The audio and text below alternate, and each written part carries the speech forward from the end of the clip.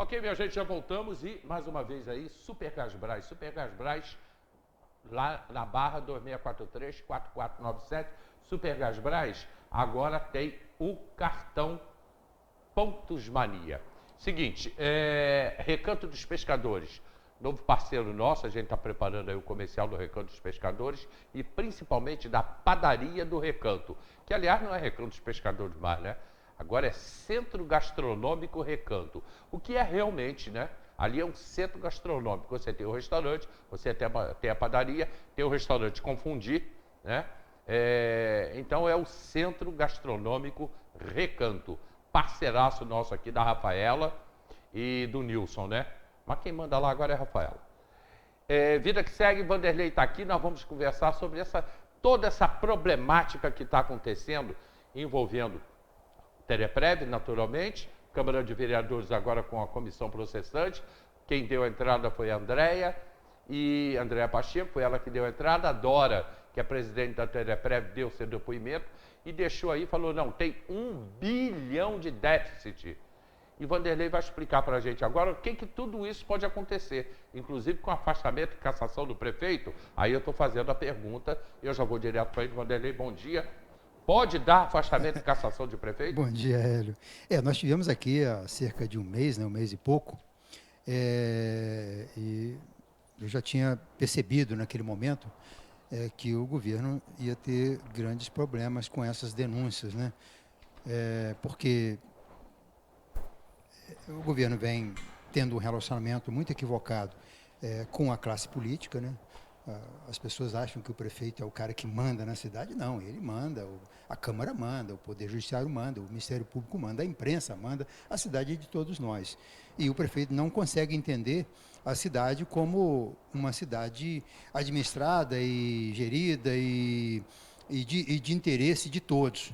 Ele quer ser o dono da cidade, quer ser o cara que tem a última palavra e quer pela sua vontade, porque no mundo imaginário dele está tudo funcionando muito bem, quando na verdade não está, né? Os problemas que nós temos hoje em Teresópolis são os mesmos que tínhamos na época do Tricano e na época do Arley. Pior até do que a época do próprio Jorge Mário. Não mudou, né? Nada.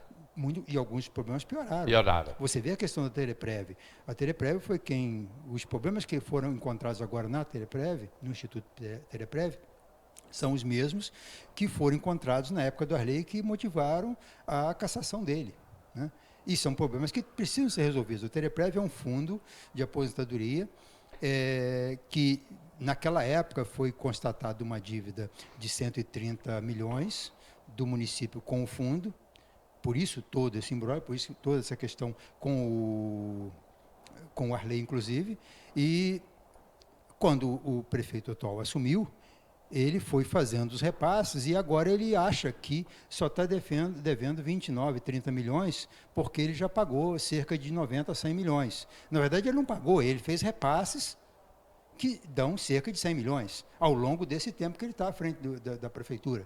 Mas ele tinha que fazer todos os repasses e fazer mais aquele pagamento daquela dívida anterior de 130 milhões. É isso. Então, esses são os 30 milhões e os 130. A pergunta é Mas essa. Essa dívida. Agora, a questão é que falar de Tereprev é tão complicado, porque o próprio pessoal que está lidando com a Tereprev fala o que quer falar, o que interessa falar, conta o que interessa falar. As pessoas que estão ligadas ao sindicato, aqueles que representam e que se preocupam com os interesses dos aposentados e dos pensionistas, eles têm uma ideia de como as coisas estão funcionando no Tereprev, mas é uma ideia vaga, porque é uma caixinha de surpresa aquilo lá, é uma caixa preta. Nada daquilo lá é muito claro. Você vê agora, foi descoberto nessa comissão processante que a Tereprev contratou uma empresa por 500 e poucos mil reais, por acaso o mesmo valor daquela malandragem do Jorge Mário com aquele advogado que ele arrumou no Rio, Sim, me lembro. Lembra disso? Para uma consultoria, para um parecer. Isso aí é muito suspeito, porque está sendo feito ao arrepio do aposentado, do pensionista, que é quem deveria estar de olhos abertos e muito esclarecidos sobre o que está acontecendo com o Tereprev. Mas como o Instituto ele virou um setor da prefeitura, até porque os 9 funcionários que trabalham no Tereprev são de Indicados pelo governo, e tem que andar na linha desde o pote, desde o cargo das 1, das 2, até os diretores administrativos, o diretor-presidente, que são esses cargos maiores, são das 4, eles têm que andar na linha com o prefeito troca no dia seguinte. Então, ou seja, tem que andar direitinho ali, e, na verdade, não era para ser, porque eles estão ali para defender os interesses do aposentado e do pensionista, e não do prefeito, né? Pode até ter que, nessa secretaria, tem uma controladoria da prefeitura dentro do Teleprev, para entender o que está acontecendo, para não ter pegadinha, né? Para a direção do Teleprev não quebrar o Teleprev e o prefeito não saber.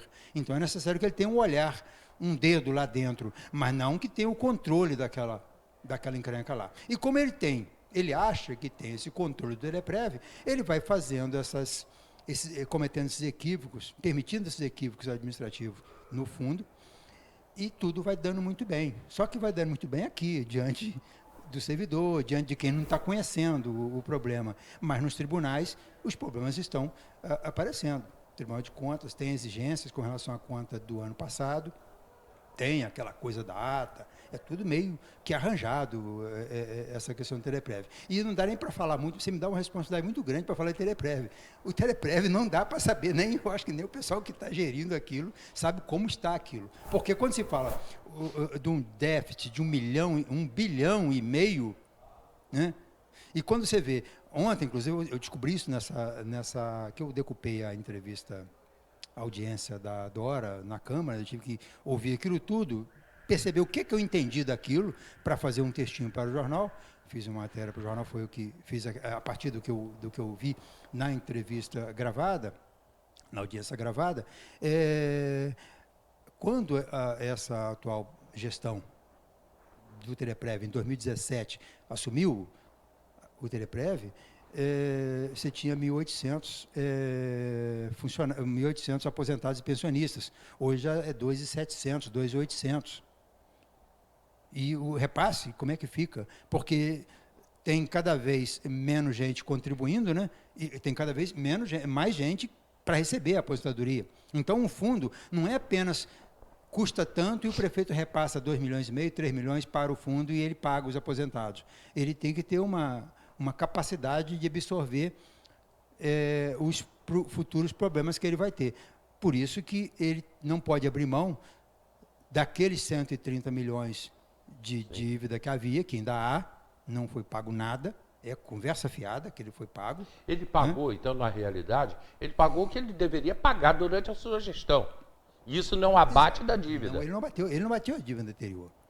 E ele está mandando o suficiente para a conta-gotas para o fundo bancar os seus pagamentos todo mês. Só que o fundo vai aumentando a capacidade de gastos, né, de mais aposentadorias a fazer, mais pensionistas a pagar, e aí isso fica insuportável, até que uma hora explode. Porque na prefeitura o dinheiro tem que ter uma origem prévia de onde ele vem. Daí o orçamento, que vai ser aprovado, inclusive, na próxima sessão agora da Câmara, acho que é quinta-feira, né, aprova o orçamento de 2023. Isso tudo tem que ser aprovado. Então, quando vai chegar a hora que não vai ter, pode até ter dinheiro, mas não tem como pagar, né, essa coisa explode e o fundo pode implodir mesmo. Então, não é achar que os pensionistas e aposentados da prefeitura devem estar preocupados, sim, e deveriam estar lá de trás, exigindo já que eles estivessem na direção do Instituto.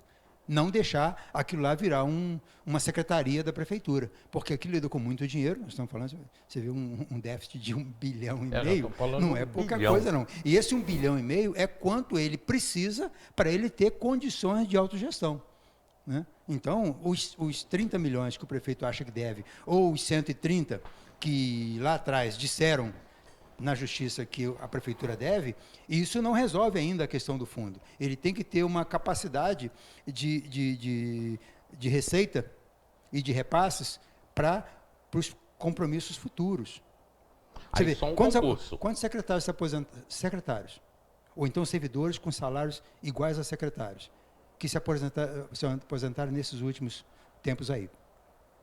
Muitos. Não é pouca coisa, é tudo salário de 20 mil, salário de 18 mil, 16 mil, salário até de 30 mil reais, que só não recebe porque não pode receber mais que o prefeito, né?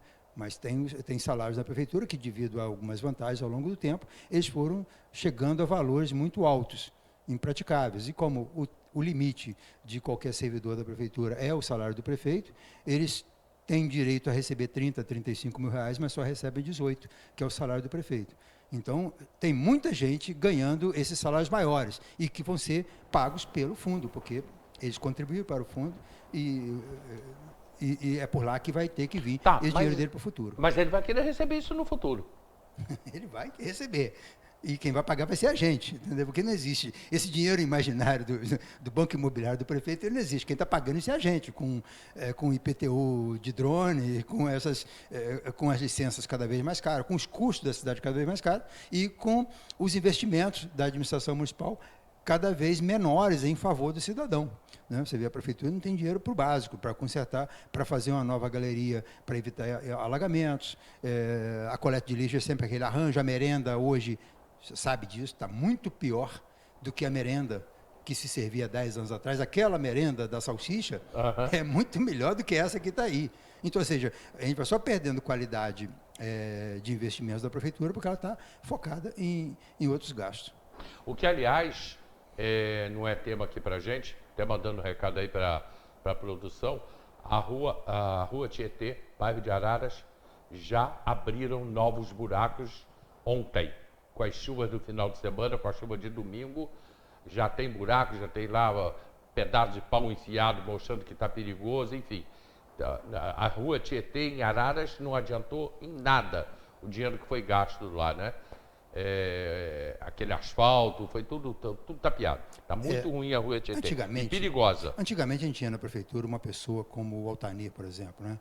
Altamir. Então ele conhecia muito da cidade, ele sabia as manilhas, a dimensão das manilhas que tinha em cada rua das ruas principais da cidade. Hoje não tem mais isso, porque a prefeitura foi trocando o pessoal, foi entrando também muitos cargos, gente nova que nem era da área da construção ou da área da obra pública, né? Então as pessoas não têm noção. Aquela questão de Araras ali é uma questão muito simples de resolver. É obra de prefeitura sem depender de dinheiro do Estado. Só fazer a galeria. É só fazer uma galeria do Rio até o BNH, até o condomínio. Por quê? Você tem ali uma bacia, na bacia da Celso Cavalos, toda aquela água que forma vai descer em velocidade até o condomínio. Ela vem de dois lugares, vem da Amapá e da rua Rio de Janeiro. As galerias de dimensão maiores, né? Mas todas as águas chega para aquele ponto ali que elas se encontram e vão em direção ao rio. Então ela vem com uma velocidade muito alta e quando chega ali, o trânsito está lento. Aí ela joga para cima, a pressão é tão grande que ela estoura as manilhas.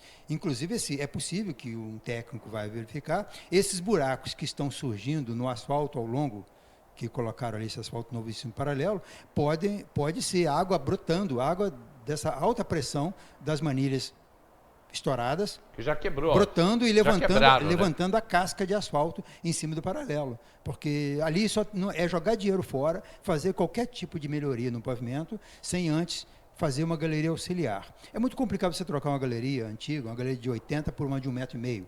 Fica bom, beleza, né? Muda. Só que você tem, nas galerias estão nelas todas as ligações das residências, dos bueiros. Então, você trocar uma galeria é uma obra nova, fazer uma obra muito grande. Então, ali, uma galeria auxiliar resolveria aquela questão ali.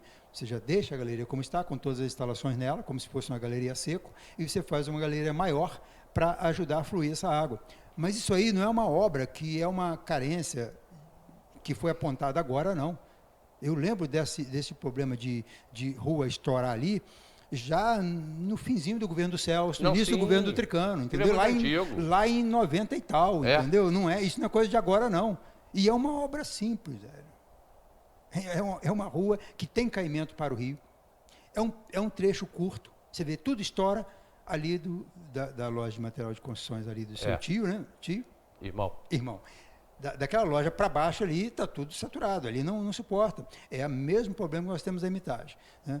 A galeria da Hermitage foi feita uma galeria lá por volta de 99, iam fazer uma galeria da Renault até o Clube Várzea.